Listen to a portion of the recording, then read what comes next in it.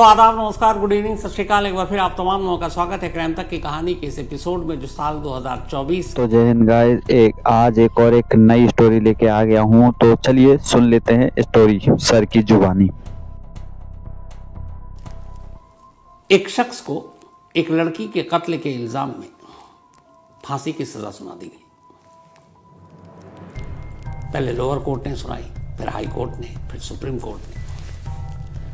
वो लड़की जिसका कत्ल हुआ था उसी लड़के की दोस्त थी, और क्राइम सीन से जो सारे सबूत मिले थे वो उस लड़के के खिलाफ थे। पुलिस ने उसे अरेस्ट किया, सारे सबूत अदालत में पेश किए, और वो जो लड़की थी असल में उसी लड़के के दफ्तर में उसके साथ काम किया करती थी। लड़का शादीशुदा था। अब उम्र भी कम, और इस उम्र में एक कत्ल और ऊपर से सजाए मौत। लोअर कोर्ट, फिर हाई कोर्ट, फिर सुप्रीम कोर्ट, कहीं से माफी मिली नहीं। फांसी की सजा बरकरार रही। कई बरस बीत गए। अक्सर उसकी बीवी जेल में उससे मिलने आया करती। अब जब आखिरी उम्मीदें भी टूट गई कि अब तो फांसी और उसकी मौत के बीच में कोई गुंजाइश ही नहीं बची है, तो फिर हर कोई आने वाले पल का इंतजार कर रहा था। फांसी की तारीख भी तय हो गई। ब्लैक वारंट जो है वो साइन हो गया। तारीख मुकर्रर है। अब फांसी 2 दिन बाद होनी है। 2 दिन के बाद होने वाली फांसी से पहले जेलर एक रोज उस कैदी के पास जाता है और उससे पूछता है। उसे पहले तो बताता है कि तुम्हारा ब्लैक वारंट साइन हो चुका है, परसों सुबह 5:30 बजे तुम्हें फांसी दी जाएगी। तो मरने से पहले तुम्हारी कोई आखिरी ख्वाहिश हो तो बताओ।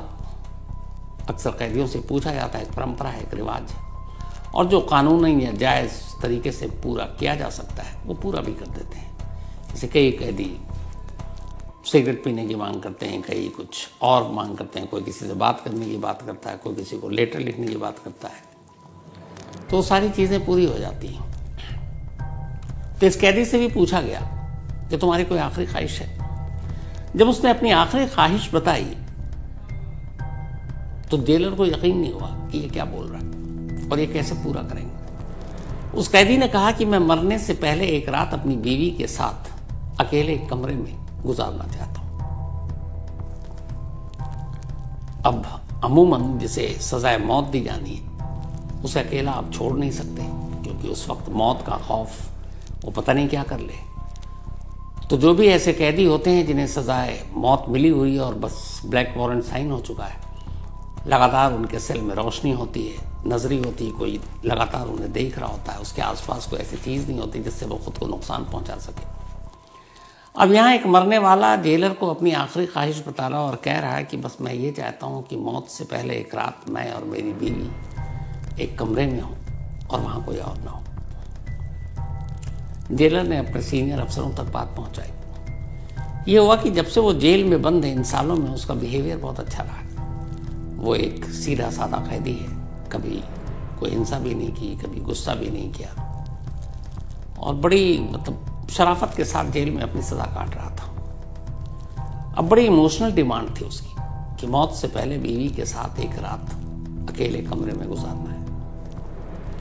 तो खैर बातचीत हुई, उसके बाद ये तय हुआ कि चलो उसकी इस आखिरी ख्वाहिश को पूरी कर देते हैं।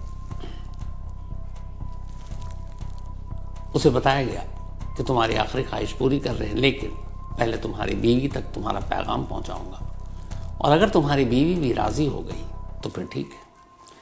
इसके बाद उस कैदी के घर उसकी बीवी तक मैसेज पहुंचाया गया कि आपका पति जो है वो मौत से पहले एक आखिरी रात आपके साथ गुजारना चाहता है, तो क्या आप इसके लिए तैयार हैं? पत्नी इमोशनल हो जाती है, रोने लगती है, कहती इससे बड़ी बात क्या होगी मेरे लिए कि मौत से पहले मैं आखिरी पल, आखिरी रात अपने पति के साथ गुजार सकूं। 2 दिन बाद फांसी होनी थी, तो जेल ने उससे एक रात पहले की रात को चुनी कि पति और पत्नी को मिलाया जाए। तो पत्नी राजी थी, जेल वाले तैयार हो गए। उसके बाद जेलर के ही कमरे में इंतजाम किया गया इन पति पत्नी को रात को ठहराने का। अब ये था कि पति पत्नी है, कोई कैमरा भी नहीं लगा सकते, क्योंकि नैतिक आधार पर भी गलत था। पति पत्नी का रिश्ता ऐसा है तो, लेकिन ये भी था कि उन दोनों को तन्हा भी नहीं छोड़ सकते। अगर कुछ हो गया तो फिर पूरा जेल प्रशासन ही सस्पेंड हो जाएगा। तो क्या करें? तो जेलर को आइडिया आया कि चलो कैमरा तो नहीं लगा सकते, एक ऑडियो लेपल लगा देते हैं ताकि अंदर की आवाज़ सुन सकें कि ये दोनों बातें क्या कर रहे हैं। और या अगर वो दोनों कुछ ऐसी हरकत करने वाले हैं, एक दूसरे को नुकसान पहुंचाए, दोनों एक दूसरे के साथ मर जाएं, या वो कहे मुझे मार दो, तो फिर फौरन अंदर जाकर और उन्हें ऐसा करने से रोक लिया जाएगा। तो यह आइडिया है कि ठीक है, वीडियो कैमरा तो लगाना गलत होगा, पति पत्नी है, तो ऑडियो रिकॉर्डर जो है डिवाइस वो लगा देते हैं ताकि उस कमरे में होने वाली हर बातचीत को सुन सकें। तो उस कमरे में रात होने से पहले वो डिवाइस लगा दिया गया जिससे अंदर की आवाज़ बाहर सुन सकते हैं। और उसके बाद वहाँ जेल के स्टाफ को जेलर उस जगह पर बैठ गए जहाँ उस कमरे में जो भी अब आवाज़ आती उनके कानों तक पहुँचती। तय वक्त पर बीवी जेल पहुँची। बीवी को उस कमरे में ले जाया गया जहाँ वो कैदी था, उसका पति, जिसे ठीक उस रात की अगली रात की सुबह फांसी देनी थी। अब पति पत्नी कमरे में है, डिवाइस चालू है, ऑडियो का टेस्ट पहले ही हो चुका था, आवाज़ आ रही है, दोनों अंदर जाते हैं, रोते हैं, फिर एक दूसरे से इधर उधर की बातें, परिवार के बारे में पूछता है, सभी के बारे में। तो शुरुआत के कुछ वक्त यही सारी नॉर्मल बातें होती रही। ये लोग सुनते रहे, इन्हें लगा कि बड़ा इमोशनल है, कुछ ऐसी बात नहीं होगी। लेकिन फिर कुछ देर के बाद अचानक पूरी बातचीत का टॉपिक ही बदल गया। अब जो बातचीत हो रही है उसे बाहर बैठे जेलर और उसके तमाम जो साथी हैं वो जो सुन रहे हैं, और वो एक दूसरे को अजीब नजरों से देख रहे हैं कि हो क्या रहा है। इधर उधर की बात करने के बाद रात बीवी ने अचानक पहला सवाल किया पति से। उसने कहा, ये बताओ तुमने उस लड़की का कत्ल क्यों किया? तुम्हारा उससे क्या अफेयर था या कुछ और रिश्ता था? तो वो फूट फूट कर रोने लगता है। कहता, मैंने तुमसे पहले भी कहा है कि मैं बेगुनाह हूं, मैंने कत्ल नहीं किया। किसी ने नहीं सुनी। मैं अदालतों में चीखा, पुलिस वालों से कहा, यहाँ जेल में लगातार बोला। जेलर को भी याद आया, शुरू से कहता था मैं बेकसूर हूँ, बट मेरी बात किसी ने सुनी, इसलिए कि सारे सबूत मेरे खिलाफ थे। उस रूम के सारे जो फिंगरप्रिंट्स और बाकी निशान थे जहाँ लाश थी वो सब मेरे ही मिले। तो किसी ने सुना नहीं, लेकिन मुझे किसी ने कत्ल करते भी नहीं देखा, कोई चश्मदीद भी नहीं, लेकिन मुझे फंसा दिया गया। तो बीवी ने कहा कि अच्छा पूरी कहानी बताओ कि हुआ क्या था, क्योंकि वो अरेस्ट हो गया। उसके बाद जब जब मौका मिला बहुत कम। बीवी ने कहा कि आज हमारे पास पूरी रात है और शायद ये आखिरी रात है, तो मेरे दिल पर भी कभी कोई बोझ ना हो कि वाकई तुमने ये कत्ल किया, तो कम से कम तुम ज़माने को, कानून को, अदालत को, पुलिस को, जेल को, जो भी बताया, मुझे सच बताओ आखिरी बात, और मैं पूरी धैर्य से सुनूंगी। पति ने कहा ठीक है, मैं तुम्हें पूरी कहानी सुनाता हूँ। फिर पति ने अपनी कहानी सुनाई। उसने कहा, जिस गांव में मैं रहता था वहाँ मेरे साथ मेरा एक दोस्त था। हम दोनों साथ स्कूल में थे, साथ कॉलेज गए, और कॉलेज के बाद इत्तेफाक से हम दोनों ने तय किया कि एक साथ एक ही शहर में जाएंगे नौकरी करने के लिए। तो हम दोनों एक शहर में पहुँचे। वहाँ जाकर हमने नौकरी ढूंढी, और नसीब देखो कि स्कूल और कॉलेज की वो दोस्ती शहर में भी काम आई, और एक ही कंपनी में हम दोनों की नौकरी लग गई। अब हम दोनों एक ही कंपनी में नौकरी कर रहे थे। इत्तेफाक से उसी कंपनी में एक लड़की थी। वो लड़की पता नहीं क्यों मुझसे बहुत, मतलब मुझे मानती थी, पसंद करती थी।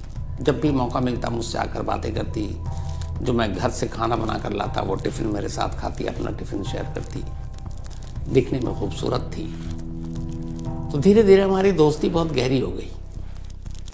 जो मेरा दोस्त था, जो अब तक हम साथ थे, तो अक्सर हम चूँकि एक ही रूम शेयर करते थे, रेंट पे ले रखा था, एक ही जगह काम करते थे, तो अक्सर वो कहता था कि वो तेरी जो दोस्त है उससे मेरी भी दोस्ती करा दे, वो मुझसे बात नहीं करती, सिर्फ हाय हेलो होती। तो उसने कहा, मैं कैसे दोस्ती करा सकता हूँ, ये तो अपनी अपनी बात होती है। तो उसने कहा, नहीं तू मेरी दोस्ती करा दे। बोला ये मुश्किल है, मैं नहीं करा सकता, तुम खुद बात कर लो। तो बोला धीरे धीरे हमारी दोस्ती बहुत अच्छी थी, लेकिन दोस्ती बहुत साफ सुथरी थी, क्योंकि ना उसके दिल में मेरे लिए कोई ऐसा प्यार मोहब्बत वाली बात थी, ना मेरे लिए उसके दिल में। एक कुलीग थी और अच्छी दोस्त थी, और हम सारी बातें शेयर करते थे। उसने कहा कि एक रोज उसने अचानक कहा, जिस दिन छुट्टी थी, कि मैं तुम्हारे घर आऊंगी और कुछ तुम्हारे लिए खाना बना कर लाऊंगी, मेरी माँ बनाएगी और तुमसे बातें भी हो जाएगी। तो उसने कहा ठीक है, आ जाओ। तो बोला वो संडे की छुट्टी थी, मैंने घर वर साफ किया कि भाई वो आ रही है, थोड़ी ये ना देखे कि गंदे तरीके से रह रहे हैं। और मैं सब कुछ तैयारी कर रहा था। इत्तेफाक से वो मेरा दोस्त, उस दिन संडे था, उसको कहीं जाना था, वो चला गया, मैं घर पे अकेले था। तो फिर वो आई। जब वो आई तो फिर कुछ चीज़ें ऐसी थी जो मैं भूल गया था लाना। मैंने उसको कमरे में बिठाया, मैंने कहा मैं आता हूँ, और मैं चला गया। और फिर मैं बाज़ार गया, वहाँ से कुछ लेकर लौटा। तब तक मुझे करीब 45 मिनट हो चुके थे। जब मैं आया तो अंदर देखा कि बेड पर उसकी लाश पड़ी हुई है, चारों तरफ खून है। मैं बदहवास उसके करीब गया, उसको टटोला कि शायद जिंदा हो, सांसें चल रही हो, हॉस्पिटल ले जाऊं। और इसीलिए मैंने उसकी लाश को छुआ, झंझोड़ा, ऐसे पकड़ा, हिलाया, पर उसके अंदर कोई जान नहीं थी। अभी मैं ये सब कर ही रहा था और कुछ समझ ही में नहीं आ रहा था कि मैं आगे क्या करूं। तब तक मेरा दोस्त वही आ गया कमरे में, और वो देखा और वो चीख पड़ा, ये तूने क्या किया। फिर इतनी देर में आस पड़ोस के कुछ लोग उसकी चीख सुनकर आ गए। फिर उनमें से किसी ने पुलिस को फ़ोन कर दिया। फिर पुलिस आ गई। पुलिस आई, उठाकर हॉस्पिटल ले गई। डॉक्टरों ने उसे मुर्दा करार दे रखा था। फिर उसके बाद पूछताछ हुई तो पता चला कि कमरे में मैं था अकेला। तो पुलिस मुझे पूछताछ के लिए पकड़ कर ले गई, मेरे दोस्त को भी ले गई। लेकिन रात होते होते मेरे दोस्त को छोड़ दिया और मुझे गिरफ्तार कर लिया और कहा कि उस कमरे में तुम अकेले थे और तुमने ये कत्ल किया। मैंने कहा कि मैंने नहीं किया। अब उसने कहा मैं भी समझ नहीं पा रहा था कि मेरे पीछे में हुआ क्या उन 45 मिनट में, मुझे आज तक नहीं पता। लेकिन फिर पुलिस आई, उसने सारे फिंगरप्रिंट्स, ये सारी चीज़ें उठाई। तो अब जाहिर सी बात है, मैंने लाश को छुआ। उससे पहले वो आई थी, मैंने उसको पानी दिया, उस गिलास पे भी मेरे फिंगरप्रिंट्स, उसके भी। तो वो सारी चीज़ें मेरे खिलाफ चली गई और मुझे आज तक पता नहीं कि किया किसने था, लेकिन सारे सबूत मेरे खिलाफ थे। तो पुलिस ने चार्जशीट दाखिल कर दी। उसके बाद मुझे गिरफ्तार किया गया, मुकदमा चला, आखिर तक चलता रहा और हर जगह से मैं हार गया। बट मैं तुम्हें सच कहूँ कि मैं बेकसूर हूँ। तो उसने, ये बीवी ने कहा कि अच्छा ये बताओ कि मैं तुम्हारी बातों पे यकीन कर रही हूँ, लेकिन तुम्हें क्या लगता है उन 45 मिनट में कौन आ सकता तुम्हारे घर पर, और कोई ऐसी बात जिससे तुम्हें लगे कि इस केस पे रोशनी डाल सकती है। अगर तुम बेकसूर हो तो किसी ने तो मारा है, कोई तो कातिल होगा। उसने कहा मुझे खुद समझ में नहीं आ रहा है। फिर कहता है कि एक ही बात मन में आती बार बार, लेकिन वो मैं किसी से इसलिए नहीं कहता कि मेरे पास कोई सबूत नहीं है। तो उसने कहा क्या आती है, कभी तुमने मुझे भी नहीं बताया। उसने कहा कि जिस दिन वो आ रही थी उस रात मैंने अपने दोस्त से शेयर किया था कि कल वो आएगी, थोड़ा घर वर साफ करना है। तो उसने बहुत इंटरेस्ट लेके पूछा था अच्छा कितने बजे आएगी। वो सारी चीज़ें पूछने के बाद जब सुबह उठा तो उसने कहा कि जब वो आने का वक्त था उससे थोड़ी देर पहले उसने कहा कि मुझे कुछ काम है, मैं जा रहा हूँ। मैंने उससे कहा भी रुक जा, उससे मिल लेना। उसने कहा नहीं मुझे कुछ काम है, वो चला गया। तो मुझे ये बड़ा अजीब लगा। रात को वो बहुत इंटरेस्ट ले रहा था, सुबह अचानक उससे ऐन पहले वो चला गया। और हमारे घर में और कोई कभी आता नहीं है। और फिर जब ये सब कुछ हुआ उसके 5 मिनट के बाद वो अचानक घर के अंदर था, मेरा दोस्त। तो मुझे ये भी समझ में नहीं आया कि वो उसने कहा था कि मैं शाम तक लौटूंगा और उसी वक्त लौट आया। और जब मैं ऐन लाश के पास था, उसको देख रहा था, वो आया और उसी ने ज़ोर से वो चीखा और उसकी चीख सुनकर आस पड़ोस के लोग आ गए और उन्होंने पुलिस को फ़ोन किया। तो बस एक शक है मेरे मन में कि कहीं मेरा दोस्त तो इसके पीछे नहीं है। लेकिन बचपन से मैं उसे जानता हूँ, वो कम से कम कत्ल नहीं कर सकता और मैं उसका इतना अच्छा दोस्त हूँ कि मुझे झूठे केस में फंसा भी नहीं सकता। लेकिन मन में है कि फिर और कौन, तो और कौन का जवाब मिलता नहीं, ले देकर बात उसी पर आकर रुक जाती है।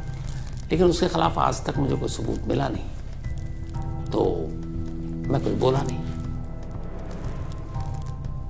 ये कहकर फिर वो बीवी से कहता है कि देखो मैं बेकसूर हूँ, मैं कम से कम दुनिया क्या कहती मालूम नहीं, मरने से पहले तुम्हारा भरोसा जीतना चाहता था, तुम्हें यकीन दिलाना चाहता था कि तुम्हारा पति ऐसा नहीं, और मेरा उस लड़की के साथ कोई अफेयर नहीं था, हम बहुत अच्छे और सच्चे दोस्त थे, और मैंने उसका खून नहीं किया।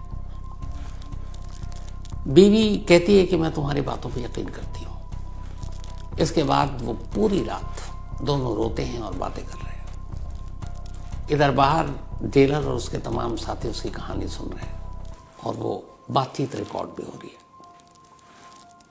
सुबह हुई, वक्त खत्म हुआ, पति और पत्नी के मिलने का।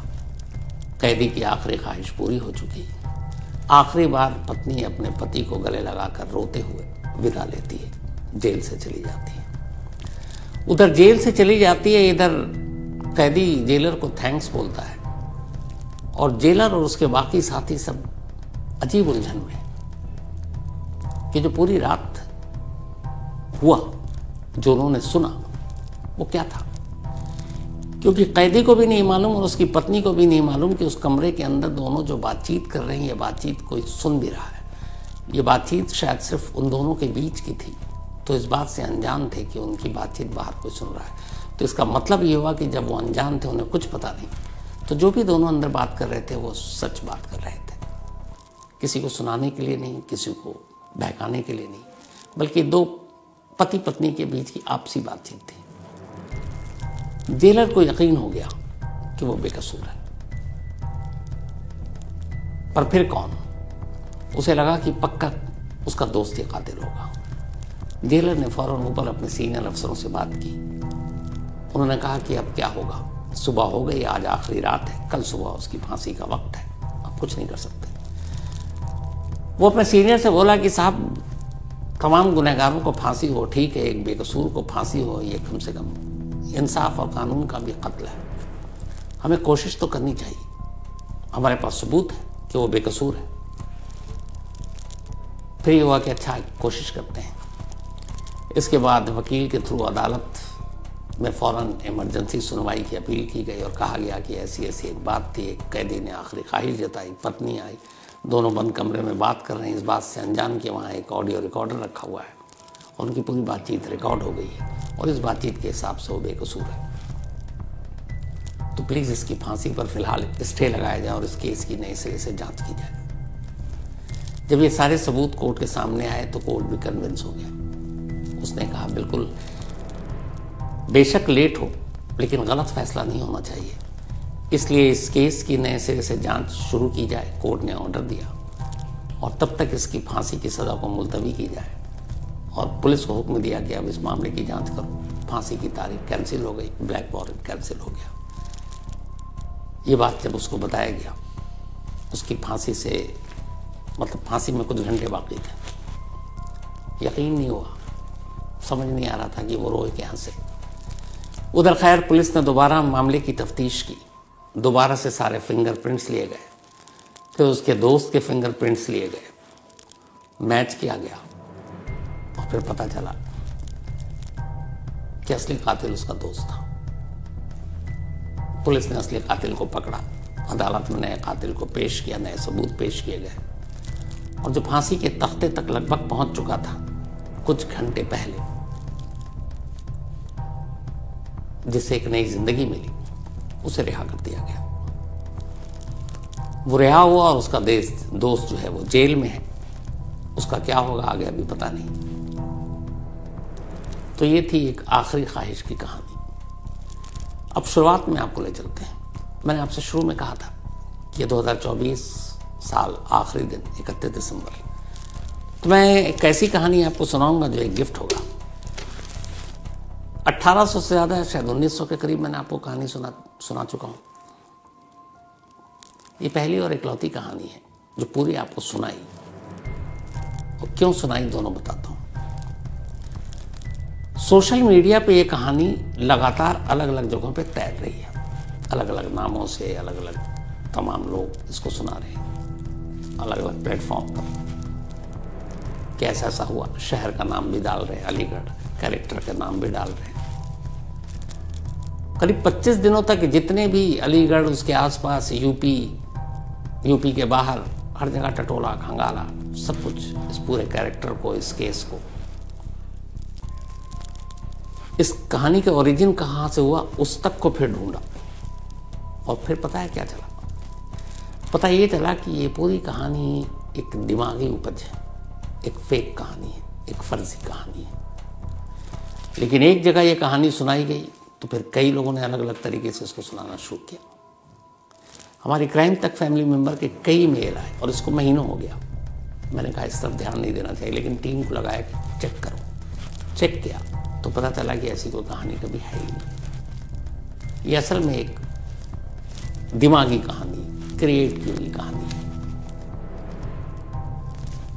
तो हकीकत इस कहानी की आखिर में इसलिए बताया, शुरू में बताता तो फिर आप कहते यार कि ये क्या कर रहे हो। तो कहानी कुल मिलाकर बहुत अच्छी है, लेकिन सच्ची नहीं। मुझे लगा साल का आखिर 31 दिसंबर, थोड़ा सा कहानी में कुछ ट्विस्ट लानी चाहिए। तो ये पहली और आखिरी असली कहानी नहीं, फर्जी कहानी आपको मैंने सुनाई। तो इसको सीरियस मत लीजिएगा, बट कहानी अच्छी है जिसने भी बुनी है। जो पूरा प्लॉट है इसका वो भी बहुत अच्छा है,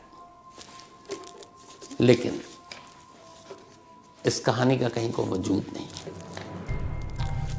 तो मुझे लगता है नए साल के आखिरी दिन कम से कम ये खून खराबा बाकी चीज़ों से तो बेहतर है कि कोई ऐसी कहानी आपको सुनाई जाए। और इसीलिए मैंने ये फैसला किया और फिर लास्ट में सच्चाई भी बता दी आपको। तो कहानी में इतना ही। तो गाइस उम्मीद करता हूँ ये स्टोरी आपको बहुत ही पसंद आई होगी, थोड़ी उस टाइप। तो चलिए मिलते हैं एक नई स्टोरी में, तब तक के लिए जय हिंद।